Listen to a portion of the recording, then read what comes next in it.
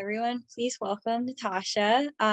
She's a licensed mental health counselor in the state of Florida, Oregon, and Washington. Um, and yeah, she's a compassion fatigue educator and a certified forward-facing professional resilience coach and consultant.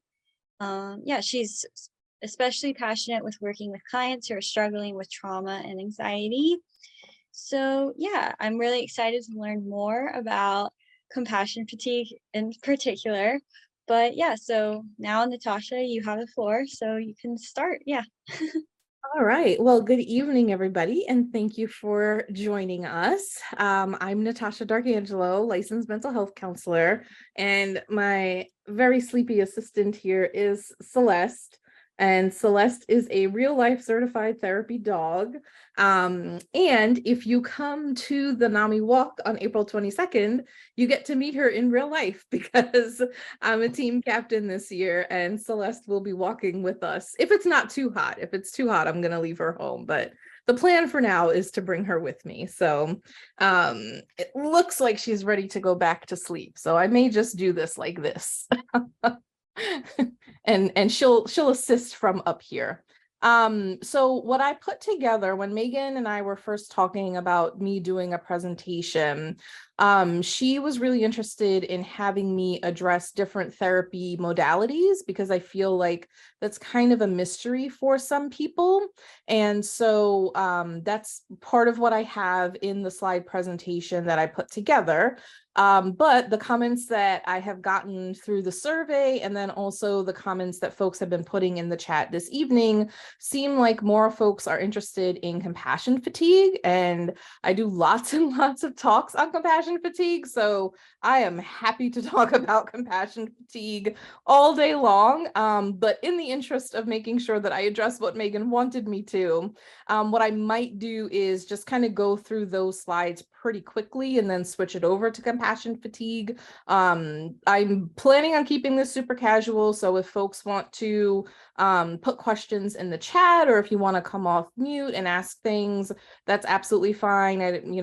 I'm not like strictly adherent to any rules or anything like that. I really want this to be helpful for folks and for people to walk away with things that are going to be useful for them. So that was my thought. So let me launch what I have. And is everybody able to see that? Oh, I already advanced it. Okay.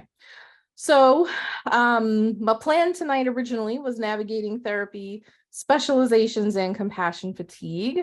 And as Megan already went through some of my bio, a couple of other things that I do want to address. I do use she, her pronouns, and I also want folks to think about their own intersectional identities. So what that means is kind of the pieces of you that are not necessarily always addressed. So for example, I am cisgender and heterosexual.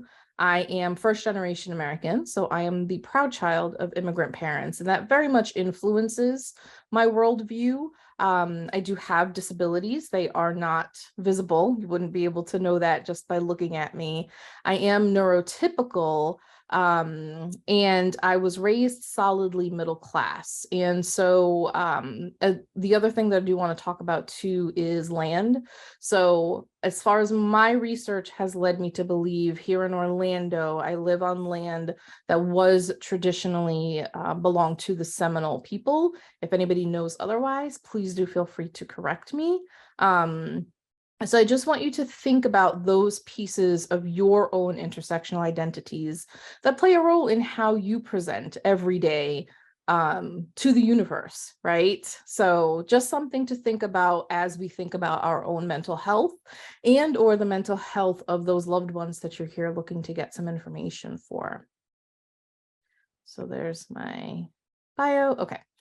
So here's what I wanted to talk about today. I wanted to talk about finding a good fit. One of the reasons that we wanted to ask that question in the polls of have you ever had a therapist that was not a good fit is because I don't think that that's something that we talk about often enough, and especially why that's so important, right? So that's what I wanted to start with, and then kind of get into a little bit more detail on specifically CBT, which is cognitive behavioral therapy, DBT, which is dialectical behavioral therapy, and EMDR, which is eye movement desensitization and reprocessing. Now, caveat here.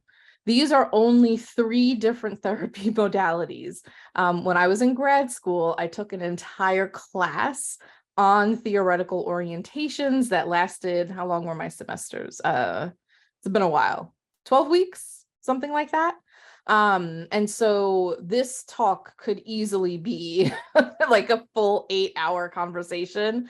So please know that everything that I talk about today is going to be like just a short glimpse into things, just so that folks get a little bit more of an understanding. The reason that I chose these 3 particular ones is because, again, I'm the one that made the presentation. I am biased. I feel like these are the names that are thrown around the most frequently when folks are thinking about or talking about different therapy modalities.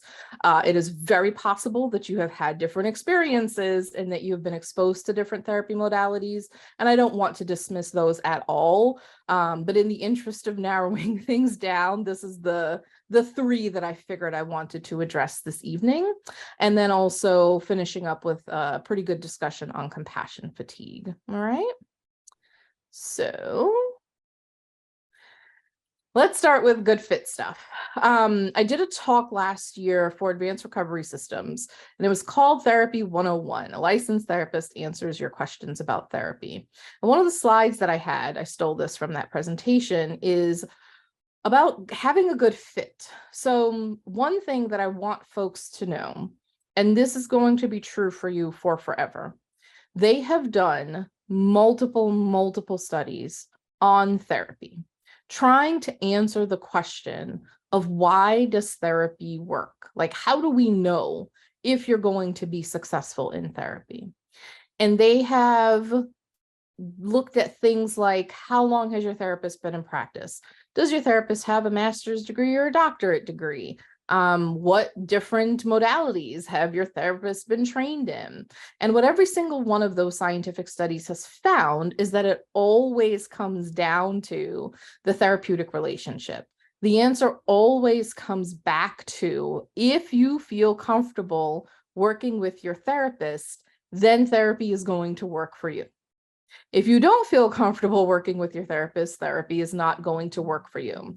So a lot of times I have clients that come to me and I may be their 2nd therapist or their 3rd therapist.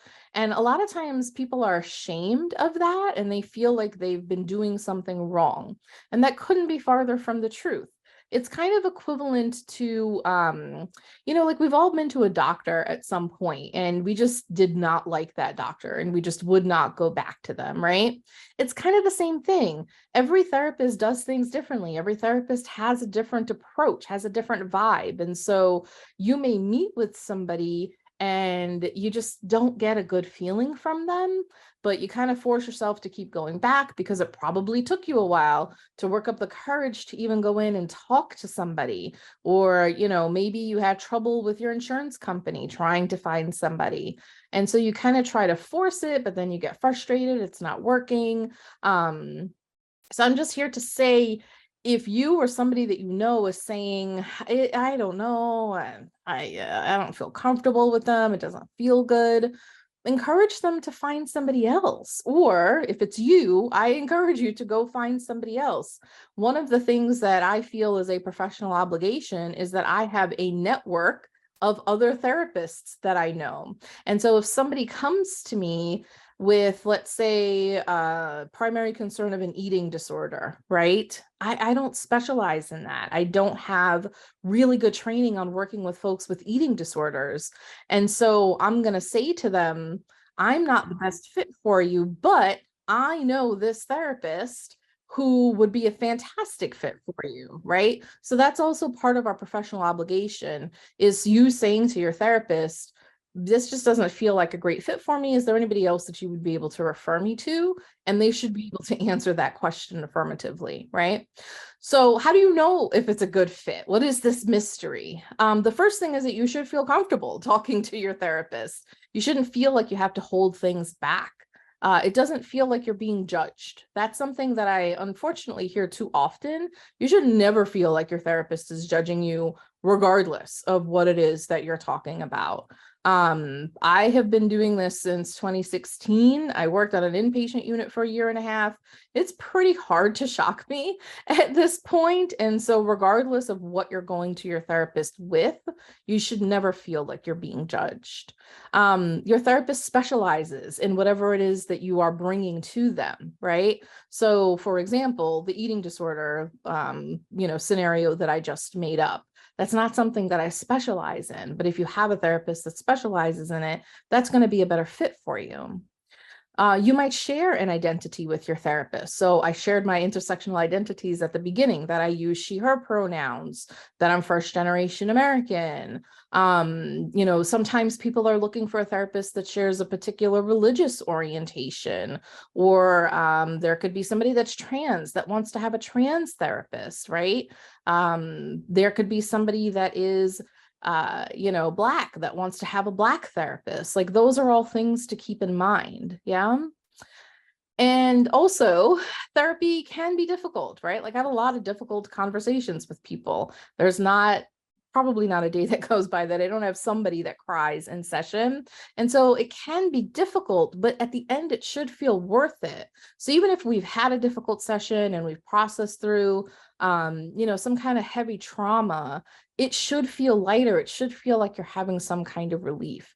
Now, is that going to get better in one session? Probably not, but overall, you should be tracking towards feeling better.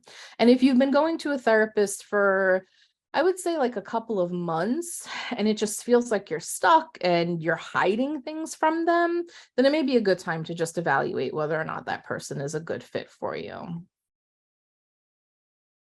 Okay. Moving on to cognitive behavioral therapy. So cognitive behavioral therapy is one of the most commonly used modalities out there. Sorry, I needed to hydrate. And one of the reasons for that is because it's what's called an evidence-based therapy. Are you going to go down there? Okay. She's got her blanket set up underneath my desk. So cognitive behavioral therapy is an evidence-based therapy. You may hear that word tossed around. I might be biased because I'm in the field, so I hear that a lot. But evidence-based therapies are therapies where essentially they've done scientific studies and they've studied people that have received cognitive behavioral therapy and people that have not received cognitive behavioral therapy. And when you compare those two different populations, you're able to see that the people that got cognitive behavioral therapy have been doing better, right? Their symptoms improve. And so that's an evidence-based therapy. Because we live in the United States, pretty much everything within the therapy field revolves around insurance companies and what insurance companies are going to pay for. So one of the things that insurance companies tend to be more biased towards, maybe is the best phrase, is evidence-based therapy. So if they're going to pay for something, they want to know that it works. Now, do any of these modalities work for every single person? Absolutely not. I mean, I wish I knew what that thing was, right? Because that's what I'd get trained in and that's what I'd use with everybody. I do think that that's a limitation of the insurance companies, is that they don't always recognize that not everything is going to work for every person. So just a couple of things to keep in mind. In any case, I'll climb down off my soapbox. So cognitive behavioral therapy, also known as CBT, is really based on the idea that how you think determines how you feel, and then also how you behave. So the best breakdown of that is when there is a situation And that situation you may or may not have control over. That situation leads to a thought. For most folks that I work with, that's an automatic negative thought. That thought then is associated with some kind of emotion. And then those emotions are what drive our behaviors. So in cognitive behavioral therapy, what you're going to be working on is being able to identify your patterns of thoughts and emotions and behaviors so that you can then start turning them around. You start challenging some of those negative thoughts rather than accepting them as absolute truth. Most times cognitive behavioral therapy involves some kind of homework. Most often that is in the form of a thought log, which is exactly those 4 different categories: situation, thought, emotion, behavior. And what you'll do is you'll fill out, I mean, you and your therapist would agree on how many, maybe 3 examples before your next session of what was the situation, what was your automatic thought, what were your emotions that went with that, and then what behavior happened as a result. I always add in, when I do a thought log with folks, an additional column, which is an alternative thought. So rather than that automatic negative thought, what's an alternative thought that could have happened in that situation? So for example, if somebody invites you to a party and your automatic negative thought is they don't really want you there, they're just kind of taking pity on you. You challenge that and you say, maybe you haven't seen this person in a while. And so that's why they wanted to invite you to the party, right? So that's cognitive behavioral therapy in a nutshell. And then moving on to dialectical behavioral therapy, which is DBT. Now, disclosure here, I do not use DBT. I have not been trained in DBT. I am not certified in DBT. Cognitive behavioral therapy, every one of us learns about that in grad school. We tend to learn enough to be able to use it in session, right? DBT is a little bit different. We do learn about DBT in grad school. However, DBT is something that therapists can get certified in. So that's another thing to keep in mind when you're thinking about specializations and when you're thinking about working with therapists. So if I say, I don't know if anybody read that full bio that I had, there's a lot of words on that slide. But one of the things that I say about myself is that I specialize in trauma, right? If you have a therapist that says that they specialize in something, it is a fair question for you to ask, what does that mean? How do I know that you specialize in that thing, right? And in my case, when I say I specialize in trauma and somebody asks me, what does that mean? I say, well, I'm a certified clinical trauma professional. I have sought out extra training in order for me to be able to better help folks that come to me with a background of trauma, right? I'm also getting certified in brain spotting this year. So I'm able to answer those questions if you need me to. I have a whole file folder of my CEU certificates that I save. So if you ask your therapist, what does it mean that you specialize in this thing? They should be able to explain to you the kind of training that they've received. And DBT happens to be one of those modalities that you can get certified in. All right. So it's a fair question for you to ask, are you certified in DBT? Yeah. So I don't know as much about DBT because it's not something that I use personally. So just a disclosure there. It does focus on helping people accept the reality of their lives and behaviors. It's almost like an offshoot of CBT, if that makes sense. So we found that it's especially effective for people who really have a hard time managing and regulating their emotions. It feels like you just go from 0 to 100. You recognize that if there's a situation where, I don't know, you like spill orange juice on the floor, your reaction is kind of like way above and beyond what somebody else in that situation might do, but it feels like you can't control it. It feels like it just kind of runs away with you. So typically DBT focuses on 4 different areas to be able to help you better manage those symptoms. You work on mindfulness, which is really being in the present moment. You work on distress tolerance so that if you do spill that orange juice all over the floor, you recognize like, okay, this is not the worst thing in the world that could possibly happen to me, right? And how can I deal with this situation? Which kind of goes into the next area, which is emotional regulation. So being able to take a deep breath, take a step back, and respond in a way that you feel better about when you walk away from that situation. And then finally, interpersonal effectiveness. So that's the ability to be able to talk to other people without having reactions that don't feel kind of overblown to you or to them. So if your friend tells you, I don't know, that they don't love the new dress that you bought, right? You're able to not take that as, oh my goodness, they hate me and they never want to talk to me again. They're embarrassed to see me in public. And then DBT oftentimes will involve you keeping a diary. So you'll be able to keep track of things like your emotions and your behaviors, the skills that you used. And then you and your therapist will talk about that in your sessions so that you're able to kind of course correct as you go along. And ideally things are improving as things progress. So again, DBT in a nutshell. All right, eye movement desensitization and reprocessing. Again, disclosure here, I am not EMDR certified, so I don't want anybody to think that that is a training that I have received, just a snapshot view I'm trying to give folks. This is another one of those evidence-based theories that insurance companies really like. And in fact, EMDR, going along with the VA question, the veterans question, EMDR is one of those modalities that has been approved by the VA to help treat veterans. So if you love somebody or work with somebody that is a veteran, it probably is not surprising to you to hear the term EMDR, because that is something that they use in the VA hospitals. So EMDR involves moving your eyes or doing some kind of other bilateral stimulation in a specific way while you process your traumatic memories. So bilateral stimulation would be something like this, where the piece that connects the two lobes of your brain is your corpus callosum. So you're crossing that corpus callosum when you do something like this, right?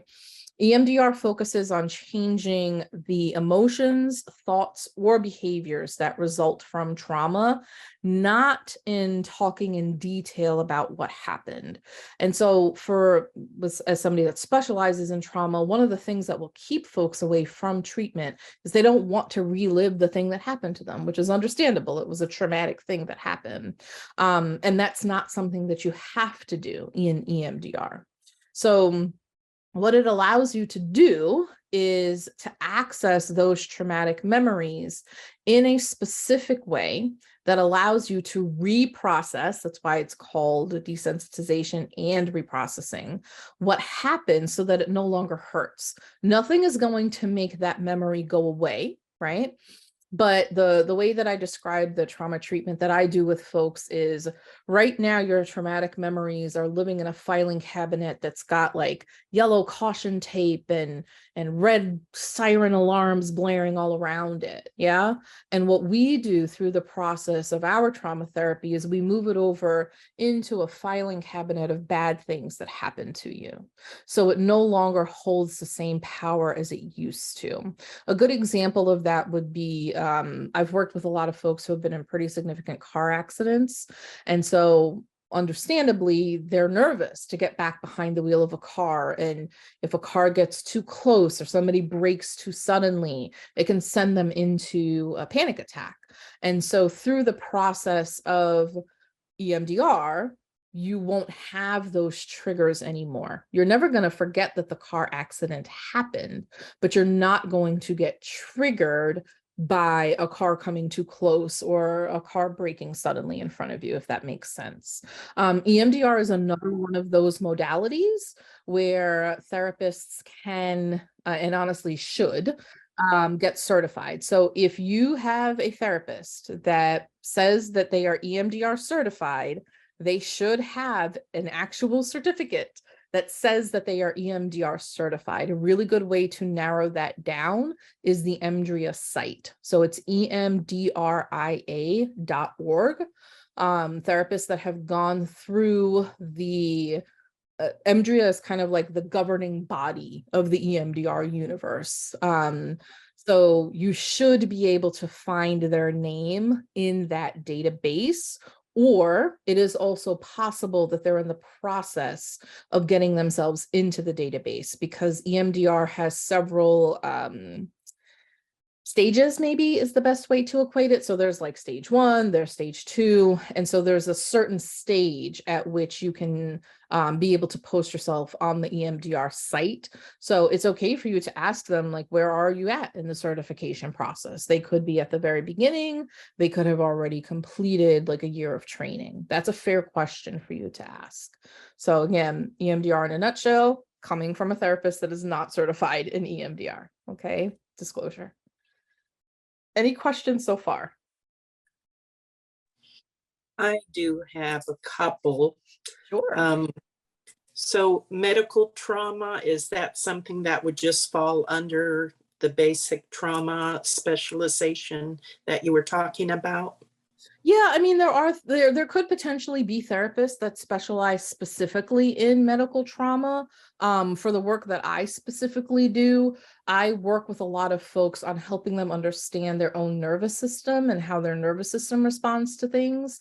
And so I've worked with folks that have experienced medical trauma because it's more about understanding why your nervous system is doing what it does, and then getting some good coping skills in place so that it's working with you and not against you, if that makes sense. But there are Yeah. potentially, like, one of my good friends who's a therapist specializes in folks that have chronic illnesses, things like MS, fibromyalgia, things like that. So it is quite possible that there are therapists out there that specialize in medical trauma. That's not a referral that I would be able to give you tonight. I have to do a little bit of research on that one. Okay, well, thank you for that. And then another one is, you were talking about finding that fit with a therapist, and to give yourself perhaps a month or so and some of the questions. But so often we find that we're limited because of insurance, because there's not people in that arena of specialization. So are there any suggestions on how to best work with the therapist to give it the time and to see if it can develop into a good fit? Yeah, I honestly, I feel like it comes down to communication. Yeah. So I became a therapist because I want to help people. And my goal is always to put myself out of a job. I want my clients to not have to come to see me anymore. And so I will always explain in the intake, if this is not working for you, then you need to let me know, because I potentially need to take another approach. Or maybe there's a training that I need to take, or maybe I'm not introducing the correct coping skills to you, right? But if you're not communicating that to me, then I don't know that I need to adjust things. And then my client is potentially getting more and more frustrated and feeling like this is a waste of their time. Now that does go back to the level of comfort that you have with your therapist. Ideally, you should feel comfortable enough to say to them, hey, Natasha, listen, I went home and I tried that thing, for social anxiety, where you told me, this is a homework assignment I've given before, is to talk to the person that's checking you out at the grocery store line. And it was terrible. And I had a panic attack and I never want to do that again. Don't tell me to do that.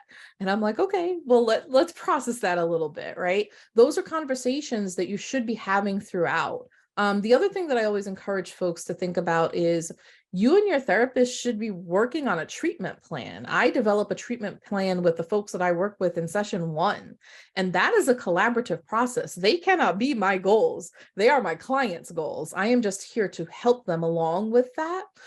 So sometimes another way to work with that, I'm limited because of insurance, is to be revisiting your treatment plan. Like, it's okay for you to ask your therapist, hey, what's on my treatment plan? Or we haven't talked about my treatment plan. Like, those are your goals that you should be working towards. And so, I work with all kinds of things, like decreasing the number of panic attacks, to decreasing number of nightmares, to increasing number of positive social interactions, to, in gaining personal insight. Those are things that you and your therapist should be working on together. So maybe there's a conversation that needs to be had about your treatment plan as well. That's very helpful. Thank you, Natasha. You're welcome. Really great questions. Thank you. Anybody else before I hop into compassion fatigue?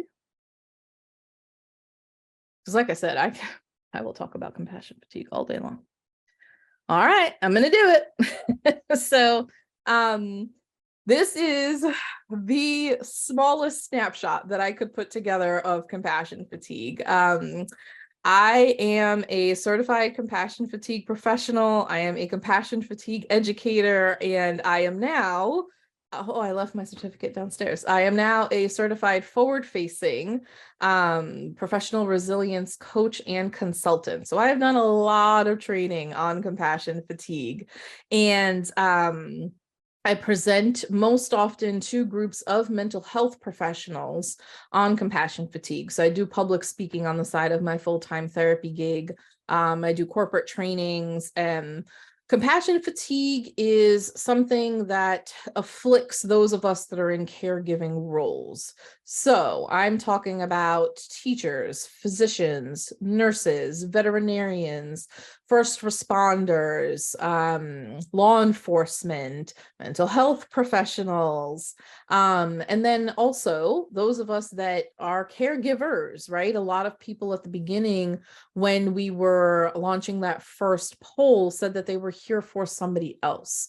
And sometimes if you live with or love somebody that has a severe and persistent mental illness, you end up becoming their caregiver, right? So the textbook, if you want to go with that definition of compassion fatigue, was developed by Dr. Charles Figley back in 1995, and he defined it as a combination of secondary traumatic stress and burnout. So you kind of need those two pieces of the equation in order to meet the definition of compassion fatigue.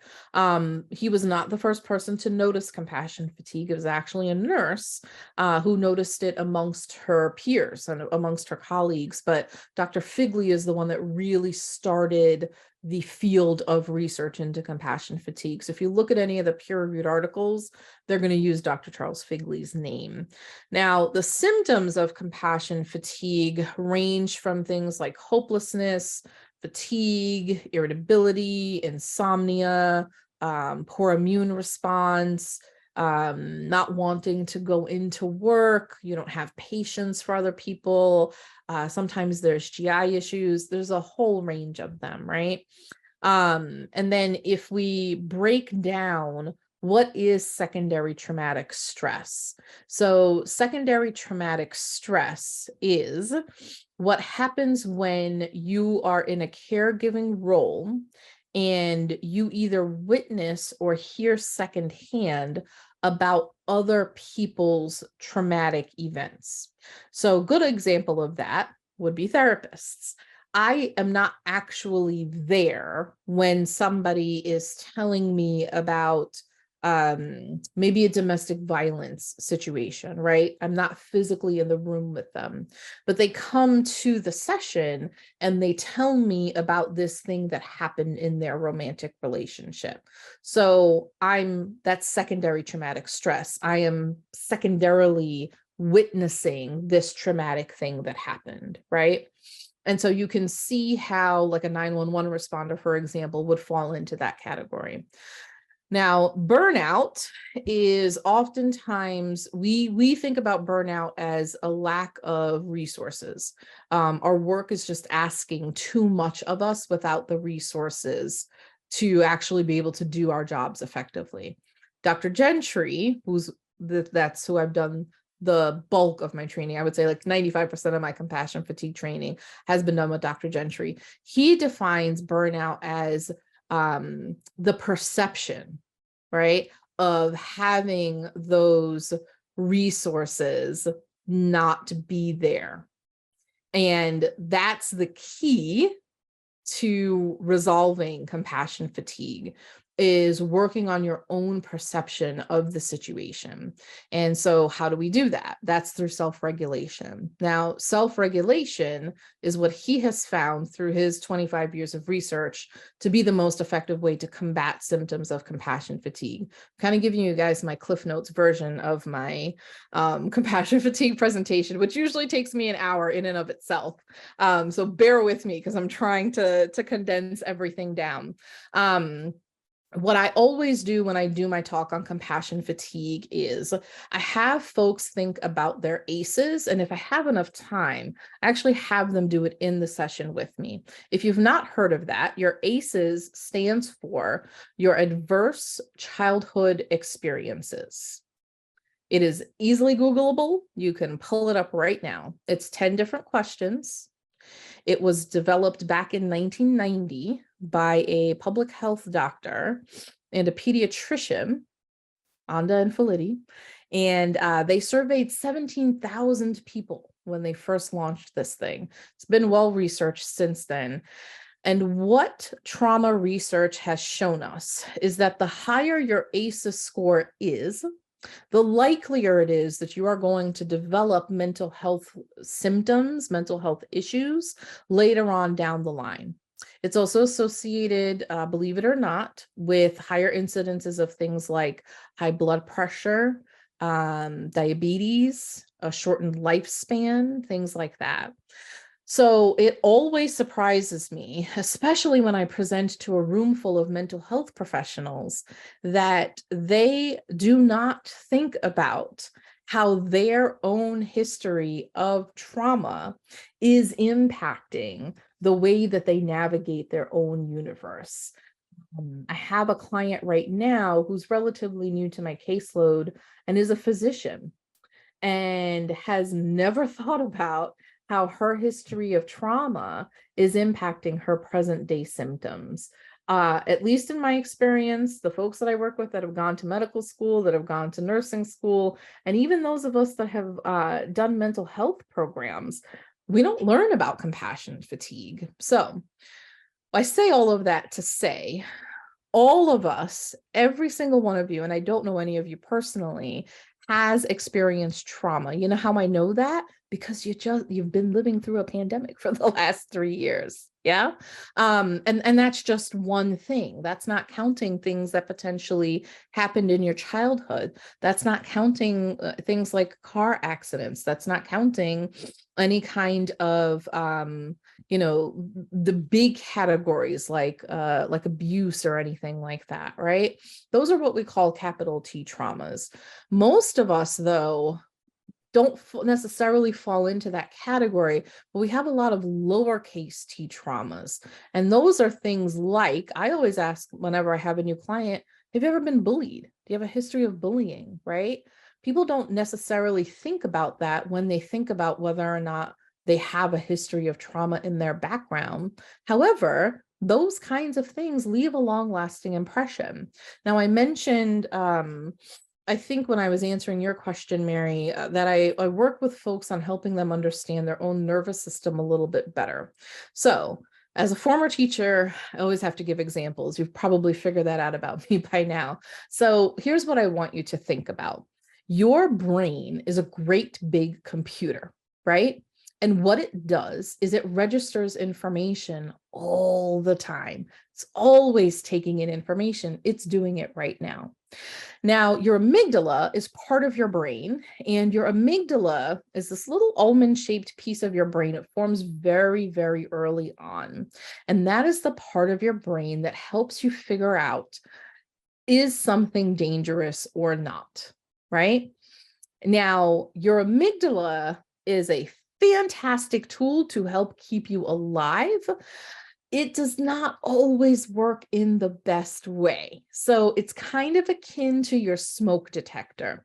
Your smoke detector in your house, it doesn't tell the difference between did you burn your toast or are there flames shooting out of your toaster oven, right? It makes the same exact noise. Your amygdala initiates the same exact panic response if you have a grizzly bear in the room with you right now, And if you were bullied in middle school and somebody calls you one of those names, it initiates the same panic response. Your amygdala doesn't differentiate between those things. Yeah. Hopefully I'm making sense. I can't see anybody's faces. So I want you to think about your own panic response through that lens. What happens to us is, as we navigate through our universe, however many years you've been on this planet, your amygdala has been storing information, and it goes into one of two buckets: the bucket of things that will kill you and the bucket of things that won't, right? Unfortunately, sometimes things go into that bucket of things that will kill you that won't actually kill you. However, it initiates the same exact panic response. So I have people that come to me all the time that think that they're broken and that think that they're defective. And what's actually happened is your amygdala has misfiled something. Yeah. And it happens to every single one of us. I guarantee you, you have hundreds of examples of this in your past history. And honestly, it's not always something that you're consciously aware of.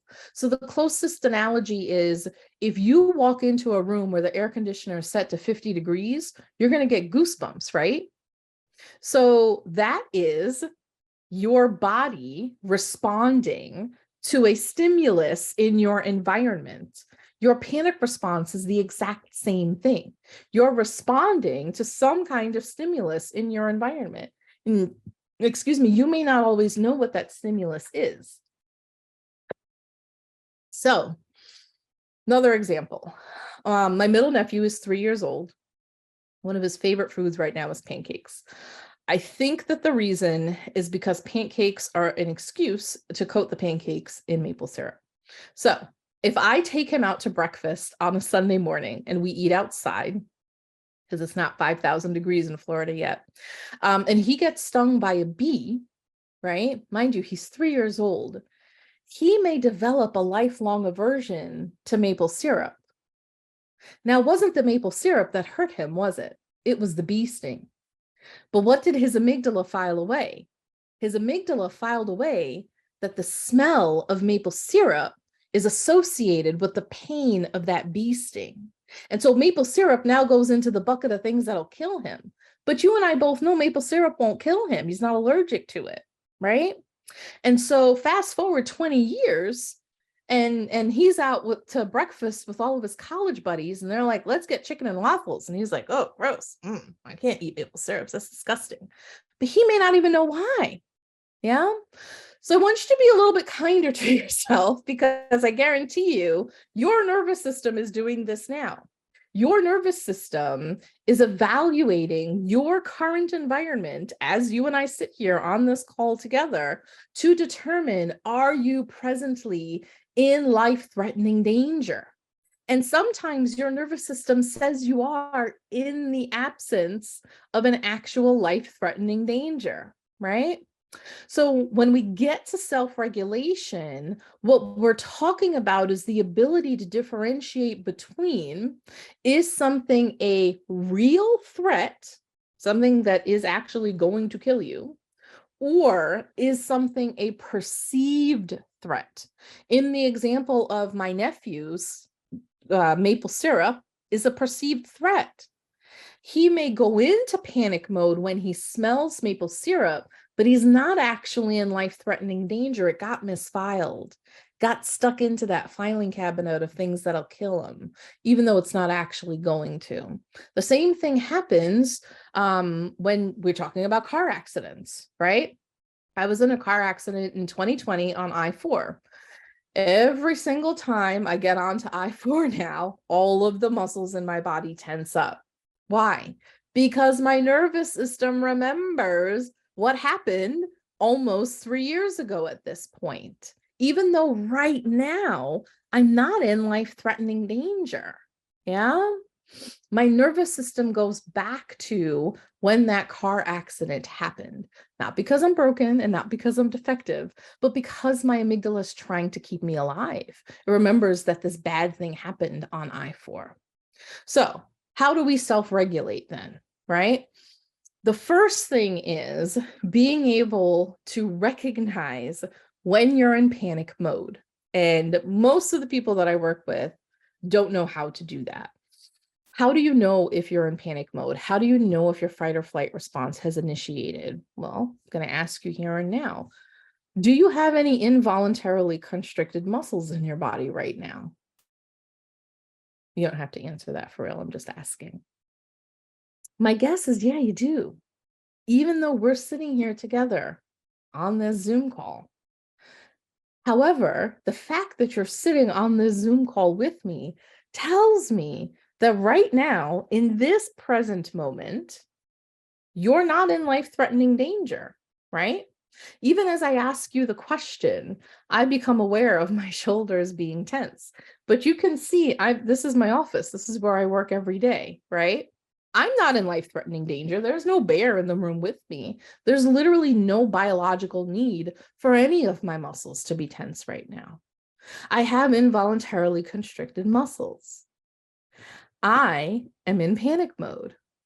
My amygdala thinks that there's something going on, some kind of environmental stimulus that it's responding to. And I don't need to know what it is in order to be able to self-regulate. Because sometimes you will know what it is. I know when I get onto I4, my muscles are going to tense up. But sometimes you can't always remember it. And, you know, I hope this thing never happens to my poor nephew, but he may not remember that he got stung by the bee at 3 years old, right? Like, I don't have a lot of memories of being 3. So you may not consciously remember what it is. The goal is not to figure out what is making me tense right now. The goal is becoming more acquainted with your body so that you know when you're tense. That's the name of the game. So my guess is that as I asked you that question, you realize that you do have some involuntarily constricted muscles.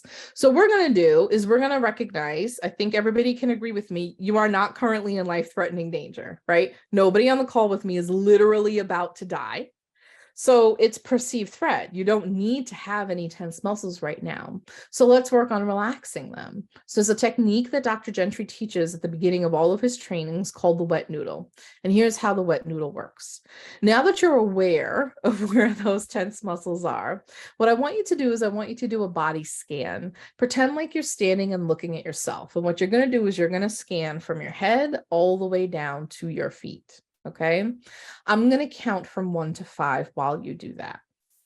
While I'm counting and you're slowly scanning through your body, I'm going to invite everybody on the call with me to try to let go, try to unclench, try to relax some of those involuntarily constricted muscles that you're now aware are hanging out inside your body. Some people feel more comfortable closing their eyes when they do this. You don't have to. If that feels good for you, you certainly can. And let's just see what that feels like for you. Okay. So I'm going to count from 1 to 5. And what I want you to do is I want you to soften all of the muscles in your body, not just the ones that you realized were tense. All right. So I'm going to count starting with 1, 2, 3, 4, and 5. Okay. I don't know if you were able to see it, but my shoulders dropped a little bit. What you just did is self-regulation. You recognized that you were in a perceived threat situation. You were not literally about to die. And then you released your involuntarily constricted muscles. Doing those two things together is self-regulation. And what you did was you interrupted your body's own threat response in real time. That's pretty cool. You can do that as many times as you need to. Most folks, when they start therapy with me, have to do that at least 100 times a day. We don't realize how often we are kicking over into threat mode until we start doing something like this, right? But here's the really cool thing. Your brain has the ability to learn new things. It's called neuroplasticity. So somebody at 85 can decide that they want to learn how to speak French, and there's nothing stopping them from doing that because your brain can still continue to learn new things.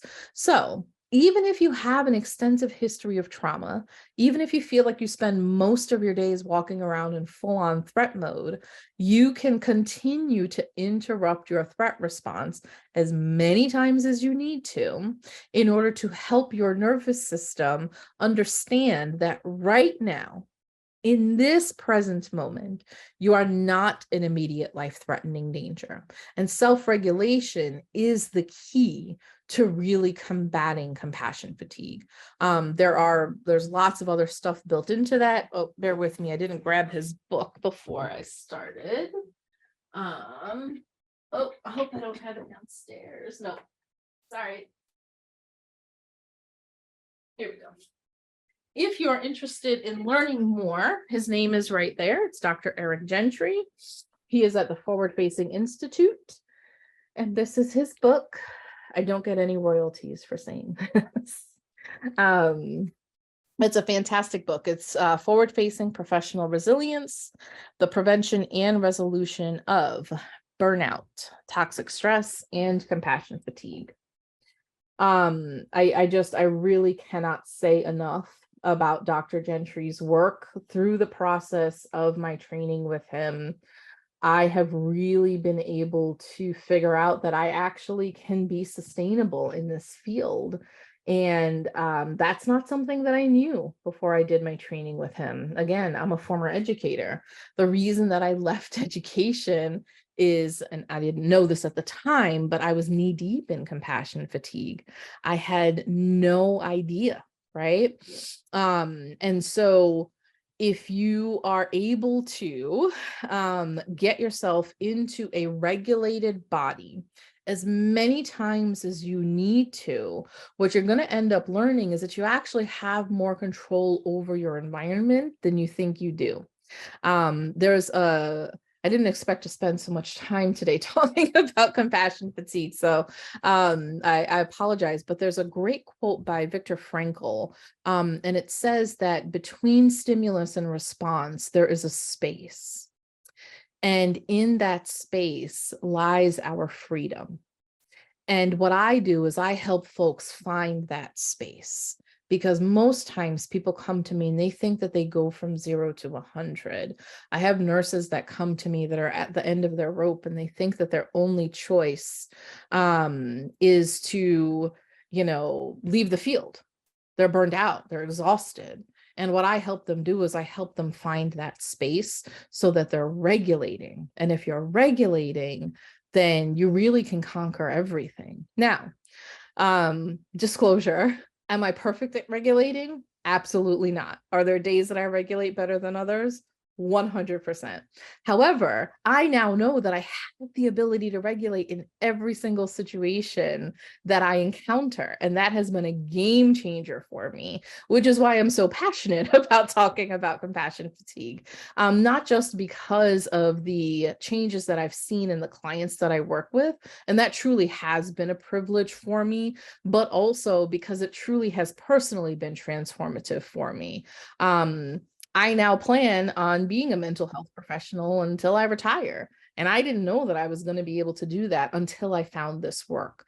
So those of you that are on the call that are caregivers, the secret sauce really is self-regulation. It's continuing to bring yourself back into a body that recognizes that right now you are not in life-threatening danger and that you're relaxing those muscles. Okay, it only takes 5 seconds. That's all we did, was we counted to 5. That's all you need to interrupt your threat response. You don't need me. You don't need any special equipment. If I have a client that's sharing a particularly traumatic memory with me and I can feel myself tensing, I have to relax those muscles. That allows me to be more present with that client, right? Rather than trying to maybe tune it out to protect myself.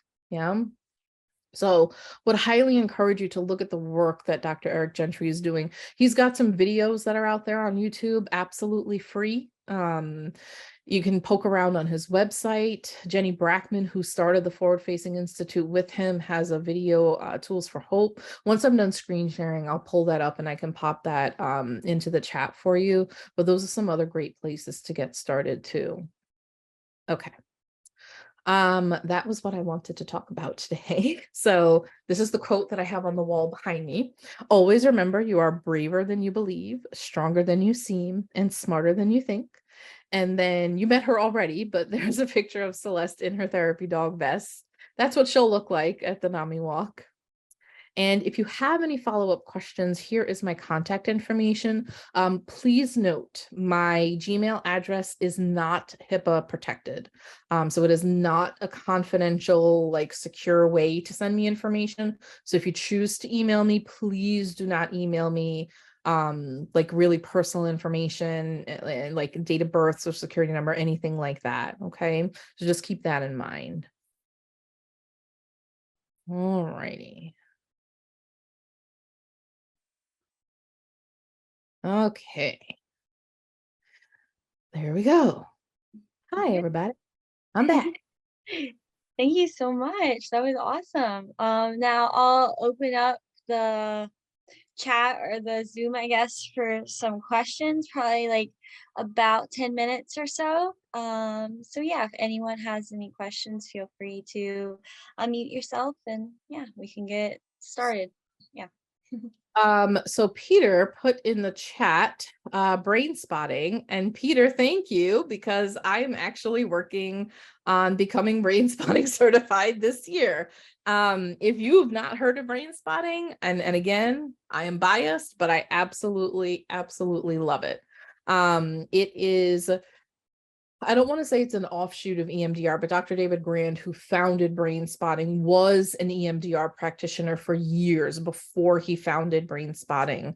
And it's kind of similar in that it's what it's called a brain-based therapy. So rather than kind of talking things out, we really tap into what's going on inside your brain. And we find that we get real deep, real fast. Love Brain Spotting as a civilian and as a therapist. And so that's another thing that I'd encourage folks to look into, especially if you feel like you've worked with a lot of therapists and you just kind of feel stuck in your trauma. Brain spotting is a really good way of kind of breaking through your own defenses that you may not even realize are there, and really getting to the heart of the matter. So I love brain spotting. Currently working on getting certified in it. It's brainspotting.com if you're looking for more information. Would highly recommend for sure. Yeah. I just wanted to thank you, Natasha, for bringing up Dr. Eric Gentry. I studied with him over 20 years ago, and you were right, it is a game changer. I don't know, I'd probably be dead if it weren't for some of the techniques I learned from studying with him. I'm so glad you brought him up. He gets embarrassed. Yeah, he does, but he gets over it. He has changed so many lives, and I'm always happy to get on any platform and talk about him. I don't know why he's not as well known as I feel he should be. But yeah, he is just absolutely fantastic. Such a genuine human being. He is, and he's lived it. Yes, he's lived it, and what he came up with, he knows works because it worked for him. And he's just a guy out there sharing what he knows, and he's wonderful. Yeah. So last year I had the privilege of training with him for 6 months. I was in the first cohort that he did for the forward-facing professional resilience coaching and consulting. And at our last session, he was just so excited that we were going to be able to go out into the world and present his research to audiences of folks. But yeah, he's just amazing. I worked with him. Let me look up the links.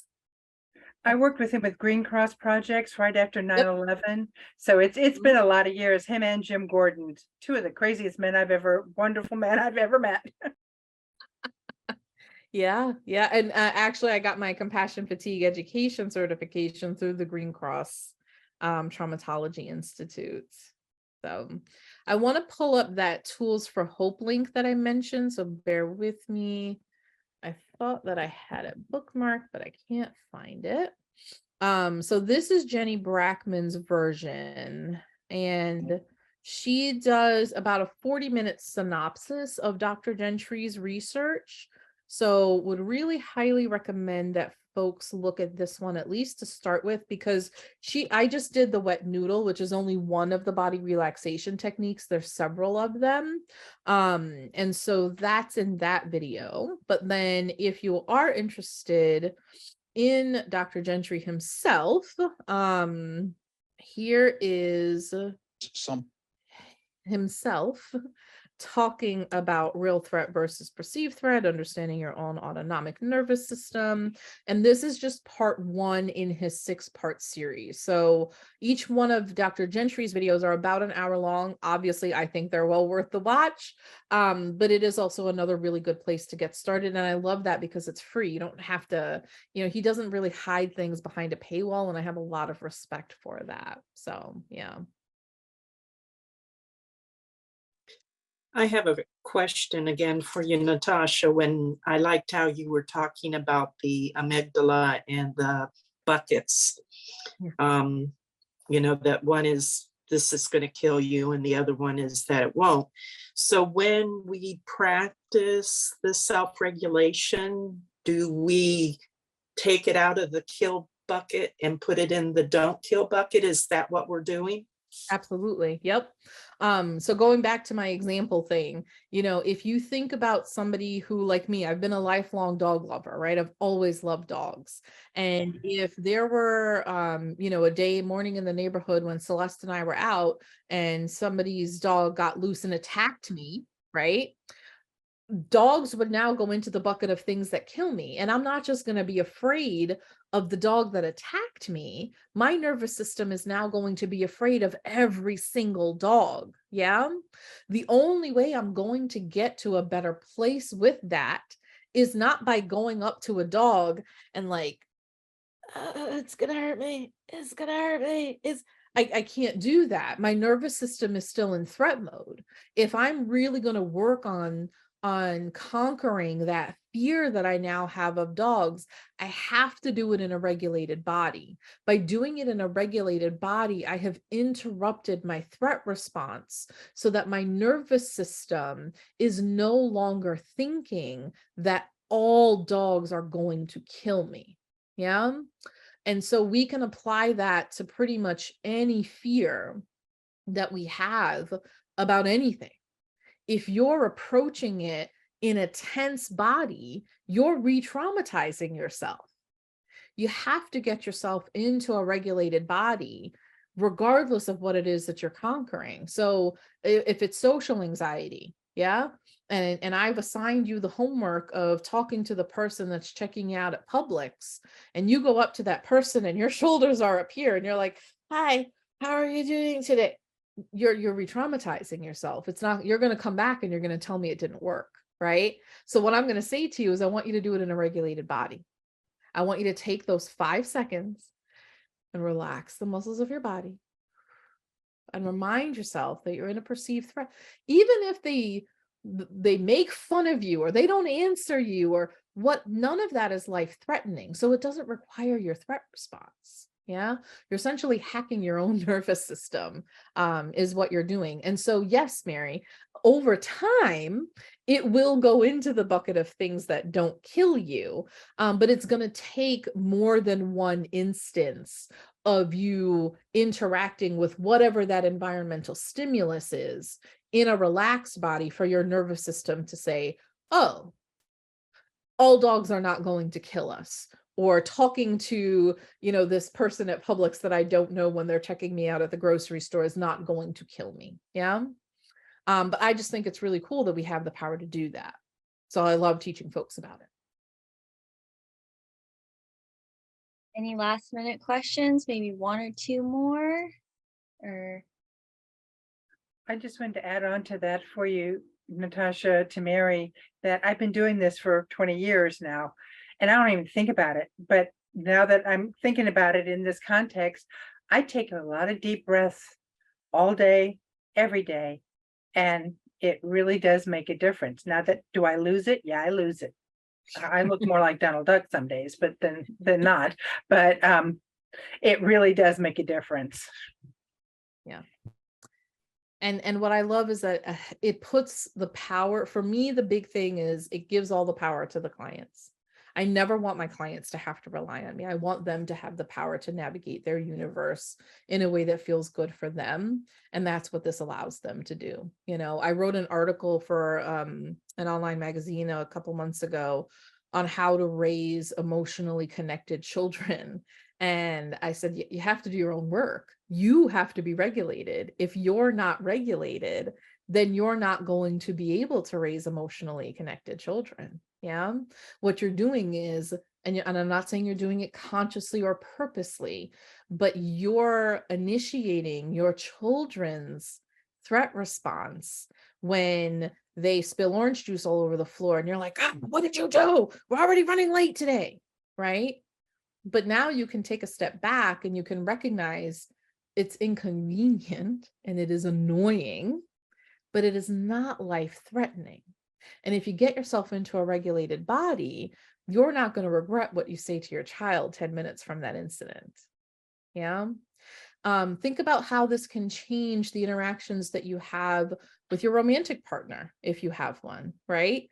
Now that I know this stuff, when my husband says things, and I love him, and he says things that annoy me, but when he says those things, I can take a deep breath and I can ask myself, what do you want to happen next here? That's that space between stimulus and response, right? And so instead of like, what is, you forgot the milk. I can't make whatever it is I'm making without milk, right? I take a deep breath and I'm like, all right, well, so we can't make what it was that I was thinking about making because you forgot to pick up milk on the way home, but it's not a life-threatening situation. Yeah.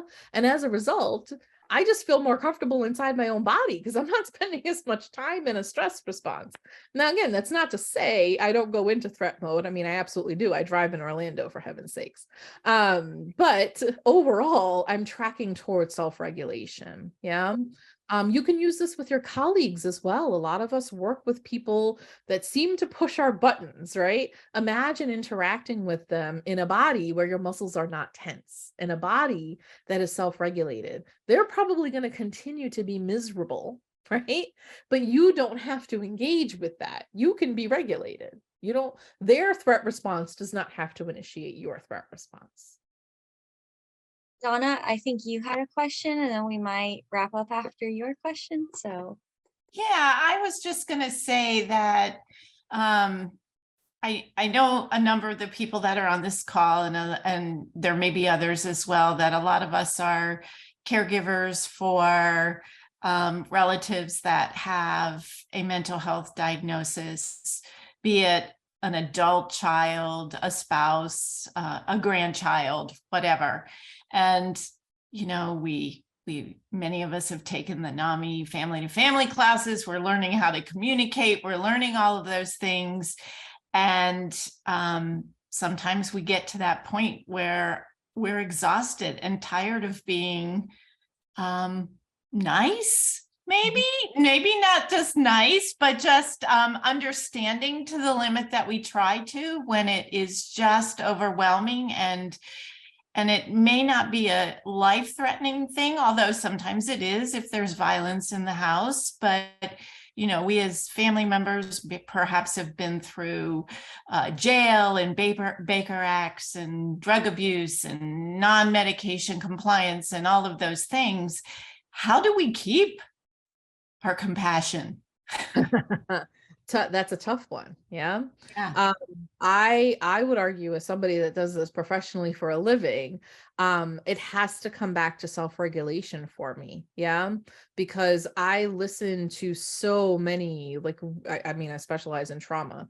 And so one of the signs that you're developing compassion fatigue is this numbness, right? People are sharing things with you, and it's like this really horrific story that anybody listening to it would probably break down crying, and you're like, it was a Tuesday for me. Yeah. And so the way that I keep myself sustainable in what I do is I have to self-regulate. I have to stay present in my body. I have to be aware of what's going on with my own threat response. Because the thing is our nervous systems communicate with each other.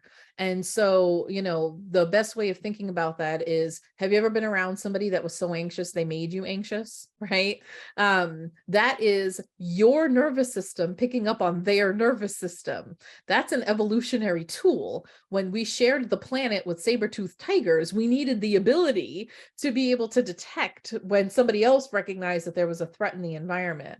However, now, hopefully everybody knows, just because somebody else has gone into threat mode does not mean that you need to be in threat mode. And so what'll happen also is you will de-escalate the situation if you're able to remain in a relaxed body.